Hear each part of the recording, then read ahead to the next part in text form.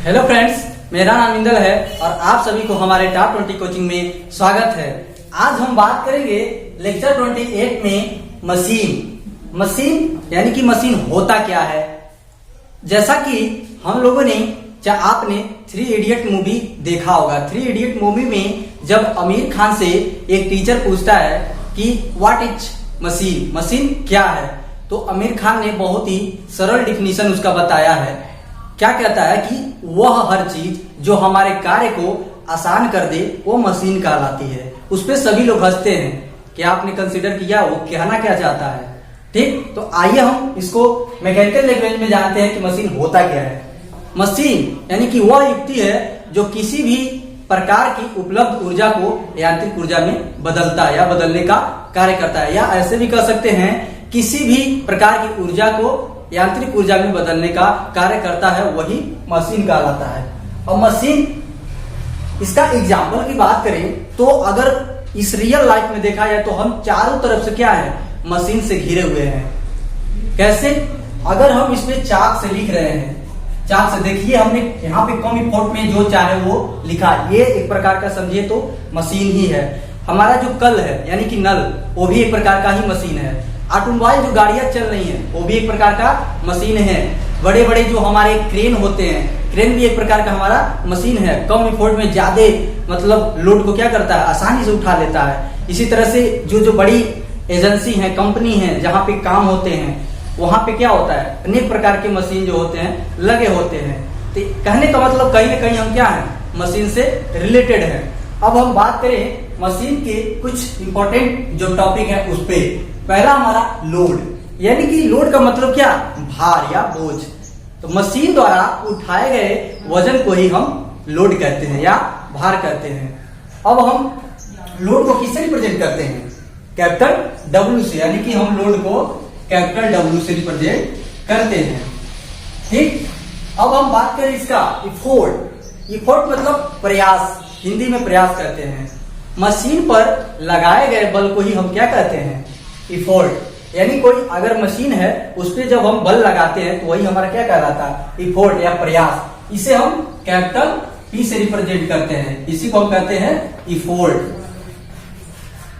अब हम बात करें मैकेनिकल एडवांटेज की, यानी कि मशीन का यांत्रिक लाभ होता क्या है।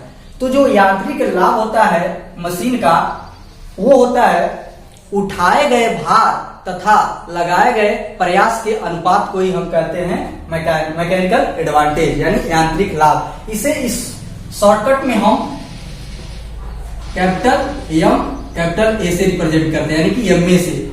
यानी कि एमए बराबर मैकेनिकल एडवांटेज बराबर उठाया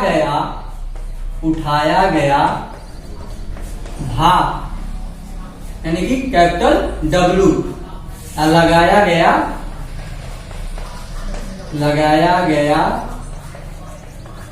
प्रयास कैपिटल पी। यानी कि जो हमारा मैकेनिकल एडवांटेज होता है उठाए गए भार तथा लगाए गए भार के अनुपात के बराबर होता है। अब हम बात करें वेलोसिटी रेशियो, यानी कि इसे हिंदी में कहते हैं वेगानुपात। किसी मशीन द्वारा भार उठाने में लगाया गया प्रयास का विस्थापन तथा भार के विस्थापन के गुणनफल को ही हम कहते हैं वेलोसिटी रेशियो। इसे हम वी आर से रिप्रेजेंट करते हैं, वी आर बराबर, यानी कि मशीन पे हमारा जो प्रयास का विस्थापन होता है, यहां पे लिख सकते हैं प्रयास का विस्थापन अपान भार का विस्थापन। कह सकते हैं कि प्रयास का विस्थापन तथा भार के विस्थापन को हम कहते हैं वेलोसिटी रेशियो। यहाँ पे मान लेते हैं कि जो प्रयास का विस्थापन है y है और जो हमारा भार का विस्थापन उसे मान ले रहे हैं कि x है। तो यहाँ पे हम वी आर बराबर लिख सकते हैं क्या, y अपान x। यही हमारा होता है वेलोसिटी रेशियो। अब बात करें इनपुट एनर्जी की, इसे हिंदी में हम कहते हैं दत्त ऊर्जा। अब दत्त ऊर्जा क्या होता है, आइए हम इसको जान लेते हैं। जो दत्त ऊर्जा होता है किसी मशीन पर किया गया कार्य वो हमारा कहलाता है दत्त ऊर्जा, यानी कि इनपुट एनर्जी। जैसे कि हम किसी मशीन को जो उस पे हम इफोर्ट लगाते हैं, जो हम उस पे वर्क करते हैं, वही हमारा कहलाता है इनपुट एनर्जी। अब इनपुट एनर्जी का एक परिभाषा ऐसे भी समझ लीजिए कि मशीन पर लगाए गए प्रयास तथा प्रयास के विस्थापन के गुणनफल को ही हम कहते हैं इनपुट एनर्जी। तो यहाँ पे हम इनपुट एनर्जी को ऐसे कर सकते हैं कि प्रयास इंटू प्रयास का विस्थापन। अब प्रयास को किसमें हम किससे रिप्रेजेंट करते हैं? कैपिटल P से। इनपुट प्रयास का विस्थापन हमने किससे रिप्रेजेंट किया था? Y से। यानी कि जो हमारा इनपुट एनर्जी होता है वो प्रयास इंटू प्रयास के विस्थापन के गुणनफल के बराबर होता है। अब हम बात करेंगे आउटपुट एनर्जी, यानी कि उपलब्ध ऊर्जा। किसी मशीन द्वारा किया गया कार्य वही कहलाता है हमारा उपलब्ध ऊर्जा या आउटपुट एनर्जी। या ऐसे भी कह सकते हैं किसी मशीन द्वारा उठाए गए भार तथा भार के विस्थापन के गुणनफल को हम कहते हैं आउटपुट एनर्जी। यहाँ पे आउटपुट एनर्जी बराबर लिख सकते हैं कि भार इंटू भार का विस्थापन।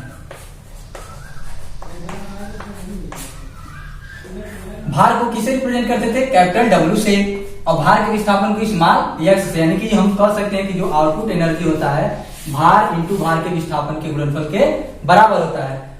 अब हम बात करेंगे इफिशियंसी ऑफ मशीन, मशीन की दक्षता। किसी भी मशीन की आउटपुट एनर्जी तथा इनपुट एनर्जी के अनुपात को ही कहते हैं हम इफिशियंसी ऑफ मशीन, मशीन की दक्षता। अब इसे हम रिप्रेजेंट करते हैं ईटा से। किससे? ईटा से। तो लिख सकते हैं ईटा बराबर आउटपुट एनर्जी अपान इनपुट एनर्जी। यानी कि आउटपुट एनर्जी तथा इनपुट एनर्जी के अनुपात को यह कहते हैं इफिशियंसी ऑफ मशीन। अब माना जाता है कि जो इफिशियंसी इसकी होती है 100% होती है। तो 100% इसको दिखाने के लिए क्या करेंगे? इसमें 100 से गुणा कर देंगे। ये हमारी कहलाएगी इफिशियंसी ऑफ मशीन। अब हम बात करेंगे आइडियल मशीन, यानी कि इसे हिंदी में कहते हैं आदर्श मशीन। आदर्श मशीन क्या होता है? जिसकी इफिशियंसी 100% हो उसी को कहते हैं आदर्श मशीन। या ऐसे भी कह सकते हैं कि जितना हमने इनपुट एनर्जी दिया अगर वह मशीन उतना ही आउटपुट एनर्जी देती है तो वही कहलाती है हमारी आइडियल मशीन। यानी कि कहने का मतलब कि इनपुट एनर्जी बराबर होनी चाहिए किस पे? आउटपुट एनर्जी के। तो यहाँ पर लिख सकते हैं कि आउटपुट एनर्जी बराबर इनपुट एनर्जी। ठीक। अब यहाँ पे हमने आउटपुट एनर्जी को जब यहाँ पे हमने निकाला था कि जो आउटपुट एनर्जी होता है W इंटू एक्स, यानी कि भार तथा भार के विस्थापन के बराबर होता है। और जब हमने इनपुट एनर्जी निकाला था तो इनपुट एनर्जी में आपको बताया था कि जो हम प्रयास लगाते हैं प्रयास तथा प्रयास के विस्थापन को हम इनपुट एनर्जी कहते हैं। यानी कि यहाँ पे लिख सकते हैं P इंटू Y। अब यहाँ पे W के नीचे हमारा क्या आ जाएगा? अगर ये P इधर है इंटू में इधर आ जाएगा तो अपान आ जाएगा। यानी कि यहाँ पे लिख सकते हैं W अपान P। आइए देखिए हमारा x क्या है? जब y के नीचे चला जाएगा यहाँ पे तो y अपान x हो जाएगा। ठीक। अब हम बात करें W अपान P को ही हम क्या कहते हैं? Mechanical advantage. यानी कि उठाया गया भार तथा लगाए गए प्रयास के अनुपात को हम क्या कहते हैं? Mechanical advantage. तो यहाँ पे लिख सकते हैं MA। और y अपान x इसी को हम कहते थे वेलोसिटी रेशियो, यानी कि वेगानुपात। यहाँ पे प्रयास का विस्थापन अपान भार का विस्थापन। यहाँ पे लिख सकते हैं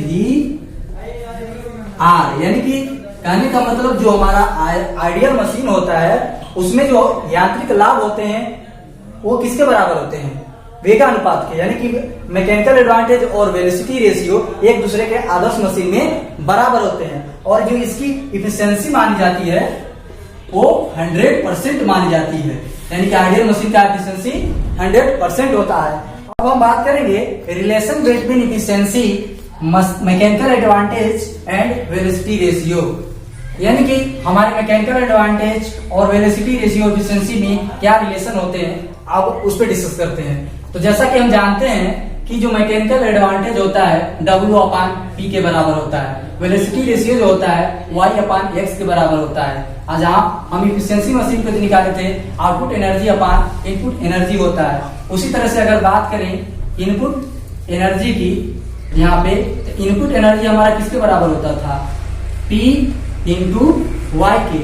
अब बात करें आउटपुट एनर्जी की, तो आउटपुट एनर्जी किसके बराबर होता है, W इंटू एक्स की। अब हम क्या करेंगे, जो मशीन की इफिशियंसी होती है यहाँ पे उसको नोट करेंगे। तो आउटपुट एनर्जी यही तो है, क्या है, W इंटू एक्स अपान इनपुट एनर्जी हमारी क्या है, P इंटू वाई, यानी कैपिटल P है इंटू वाई। अब यहाँ पे ईटा बराबर W अपान P लिख सकते हैं, बिल्कुल लिख सकते हैं, इंटू अब क्या करेंगे, x को y के नीचे ला देंगे, यानी कि वो y को नीचे लाए। यहाँ पे लिख सकते हैं क्या, 1 अपान y अपान x, ऐसे लिख सकते हैं, बिल्कुल लिख सकते हैं। तो जैसा कि हम जानते हैं कि जो W अपान P होता है वो मैकेनिकल एडवांटेज कहलाता है। यहाँ पे लिख सकते हैं क्या, कैपिटल एम इंटू 1 अपान y अपान x, ये किसके बराबर है, वेलोसिटी रेशियो के। यहाँ पे भी आप लिख सकते हैं, बिल्कुल लिख सकते हैं। तो आप लिख सकते हैं ईटा बराबर यम में अपान भी आर, यही हमारा रिलेशन होता है इफिशियंसी, मैकेनिकल एडवांटेज और वेलोसिटी रेशियो में। अब हम बात करेंगे एक्चुअल मशीन की, यानी कि वास्तविक मशीन आदर्श मशीन नहीं होता है। यानी कि आदर्श मशीन की जो एफिशिएंसी 100% मानी जाती थी, इसमें एक्चुअल मशीन में 100% नहीं होता है उसकी इफिशियंसी। कहने का मतलब कि एक्चुअल मशीन में जितना ही इनपुट एनर्जी देते हैं उतना हमको आउटपुट एनर्जी नहीं मिल पाता। कहीं न कहीं फ्रिक्शन की वजह से मशीन के अंदर हमारे क्या होते हैं, लॉसेज होते हैं। अगर हम उस फ्रिक्शन की लॉस को जो हमारा इनपुट एनर्जी है उसमें से माइनस कर दें तो कितना हमको आउटपुट एनर्जी मिलता है एक्चुअल मशीन में वो निकल आएगा। तो जैसे कि हमने यहाँ पे लिखा है कि जो आउटपुट एनर्जी हमारा मिलेगा, क्या करेंगे, जो हमारा इनपुट एनर्जी जितना मशीन एक्चुअल को दिए उसमें से जो फ्रिक्शन की वजह से हमारे लॉस हो रहे थे, अगर उसको माइनस कर दें तो वही हमारा आउटपुट एनर्जी निकल आएगा। अब हम बात करें इसके मैकेनिकल एडवांटेज की, तो जो इसका मैकेनिकल एडवांटेज होता है ये होता है ईटा, क्या है ये, दक्षता into V R, velocity ratio, वेगानुपात, यानी कि मैकेनिकल एडवांटेज दक्षता इंटू वेलोसिटी रेशियो के गुणनफल के बराबर होता है इनका मैकेनिकल एडवांटेज। अब हम बात करें इफोर्ट्स लॉस्ट एंड फ्रिक्शन, कहने का मतलब कि हमारे फ्रिक्शन में जो लॉस होने के कारण प्रयास या भार कितना होते हैं उसको कैसे निकालेंगे। तो यहाँ पे देखिए मैंने यहाँ पे एक फॉर्मूला लिखा है कि घर्षण में नष्ट प्रयास बराबर वास्तविक प्रयास माइनस आदर्श प्रयास। कहने का मतलब अगर घर्षण प्रयास हो रहा है, यानी कि मान लीजिए कि फ्रिक्शन की वजह से हमारा क्या हो रहा है, प्रयास हमारा असफल हो रहा है, कितना प्रयास हमारा उसमें असफल हो रहा है। तो यहाँ पे अगर हम निकालना चाहें तो वास्तविक प्रयास माइनस आदर्श प्रयास कर दें तो हमारा घर्षण में जो नष्ट प्रयास हो रहा है वो कितना है, निकल आएगा। इसी तरह से अगर घर्षण में नष्ट भार को निकालना हो तो कितना हमारा जो वेट है घर्षण की वजह जो है कि विफल हो रहा है, तो वहां पे अगर हम निकाल लें तो आदर्श भार में से क्या करेंगे, माइनस कर लेंगे वास्तविक भार को, तो हमारा निकल आएगा घर्षण में नष्ट भार, यानी कि फ्रिक्शन की वजह से जो हमारे लॉसेज होते हैं भार के वो हमारे निकल आएंगे। अब हम बात करेंगे लॉ ऑफ मशीन की, यानी मशीन का नियम। ये क्या होता है कि जब हमको विभिन्न प्रकार के बोझ उठाना होता है तो विभिन्न प्रकार के क्या करना होता है, इफोर्ट लगाना पड़ता है, प्रयास लगाना पड़ता है। यानी कि उठाए गए बोझ तथा लगाए गए प्रयास के बीच का जो संबंध होता है उसी को हम कहते हैं लॉ ऑफ मशीन, यानी कि मशीन का नियम। अब हम बात करें मशीन के नियम में, तो मशीन के नियम में हम क्या कर रहे हैं, वेलोसिटी रेशियो को स्थिर मानते हुए अलग अलग बोझ को उठाने के लिए अलग अलग हम क्या कर रहे हैं, इफोर्ट लगा रहे हैं। जब अलग अलग इफोर्ट लगा रहे हैं तो उनके जो मान होते हैं उनको हम एक ग्राफ के अगर तहत नोट करें तो क्या होता है कि वह एक लाइन का निर्माण करता है। यानी कि मान ले रहे हैं कि ये पॉइंट से हमारा ये लाइन हमारा आगे की तरफ बढ़ता गया बी पॉइंट पर, इसे हम कह सकते हैं ए बी लाइन, यानी कि ए बी रेखा। ये जो हमारा वाई एक्सिस है ये हमारा दर्शा रहा है कि प्रयास को, कितना प्रयास लगा रहे हैं इस वेट को उठाने के लिए। आइए हमारा क्या है, वेट, यानी कि अगर वेट को उठाना होगा तो मान लीजिए कि एक पॉइंट था कि हमने इफोर्ट कुछ और लगाया, एक पॉइंट था हमारा कुछ इफोर्ट और लगाया। इसी तरह से अलग अलग हमारे जो बोझ थे अलग अलग हम उस पर इफोर्ट लगा रहे थे। तो जब अलग अलग हम इफोर्ट लगा रहे थे, जब उसके मानों को नोट करेंगे तो नोट करेंगे पैराग्राफ के माध्यम से, तो जब इसको मिलाएंगे तो एक लाइन का निर्माण करेगी। ये हमारा लीनियर लॉ कहलाता है मशीन का। यानी कि हम कह सकते हैं कि जो प्रयास और जो बोझ होता है इनके बीच का जो संबंध होता है वही कहलाता है लॉ ऑफ मशीन। अब हम कितना प्रयास इसमें लगा रहे हैं, अगर इसको हमको निकालना हो तो इसका एक फार्मूला होता है, P equal small a capital W plus B। P क्या है हमारा, भार उठाने में लगा प्रयास, यानी कि भार उठाने में लगा ये प्रयास हो गया। ये क्या है, एक स्थिरांक जो रेखा AB के नत है, यानी कि ये हमारा AB है, इस पे हमारा एक लग रहा है, वो क्या है, एक स्थिरांक है। अब W कैपिटल ये क्या है, ये उठाया जाने वाला भार है, ये जो वेट है। बात करें B की, ये तो हमारा ये मशीन का घर्षण है जो OA रेखा पे एक्ट कर रहा है, ये जो OA है। यानी कि मशीन का कहीं ना कहीं फ्रिक्शन की वजह से उसमें हानि होती है, उसको भी हमको क्या करना होगा, गणना करना होगा। अब हम बात करें इसके मैक्सिमम मैकेनिकल एडवांटेज की, तो ये क्या होता है, आइए इसको देख लेते हैं। यानी कि maximum mechanical advantage, mechanical advantage बराबर होता क्या है हमारा, W अपान P। P का मान यहाँ पे हमने निकाल लिया था, यहाँ पे लिख सकते हैं क्या, W upon A capital W plus B। अब W को क्या कर रहे हैं, इसके नीचे ला रहे हैं, तो W upon 1 upon A capital W upon W plus B upon W, ऐसा लिख सकते हैं, बिल्कुल लिख सकते हैं। ये W से W कैंसिल हो जाएगा, यानी कि क्या होगा, 1 अपान A plus B upon W। ठीक, अब हमारा मैकेनिकल एडवांटेज को जब अधिक मात्रा में प्राप्त करना होगा तो क्या होगा कि हमारा जो वेट होगा उसको अधिक मात्रा में वृद्धि करना होगा, यानी कि वेट हमारा अधिक लगना चाहिए, तभी हमारा कितना यहाँ पे मैकेनिकल एडवांटेज एक्ट कर रहा है तभी जाके निकलेगा। यहाँ पे देखिए ये B अपान W है, यहाँ पे जो B अपान W है इसको हम क्या करेंगे, निगलेक्ट कर देंगे, क्योंकि ये क्या है, वेट हमारा यहाँ पे कम है, बहुत ज्यादा कम है। यहाँ पे क्या करेंगे, इसको हम निगलेक्ट कर देंगे। ठीक, जब इसको निगलेक्ट करेंगे तो जो हमारा मैक्सिमम मैकेनिकल एडवांटेज आएगा 1 अपान A आएगा। कितना, 1 अपान A। अब हम बात करें इसके मैक्सिमम इफिशियंसी की, यानी कि इसकी अधिकतम दक्षता की, तो जो इसकी अधिकतम दक्षता होगी वो कितना होगी, तो यहाँ पे लिख सकते हैं कि मैक्सिमम इफिशियंसी, तो इसका सूत्र क्या होता है, ईटा बराबर मैकेनिकल एडवांटेज अपान वेलोसिटी रेशियो। और मैकेनिकल एडवांटेज को हम किस में लिखते हैं, W अपान P, फिर अपान यहाँ पे VR यानी कि Y अपान X, यानी कि वेलोसिटी रेशियो किसके बराबर होती है, Y अपान X की।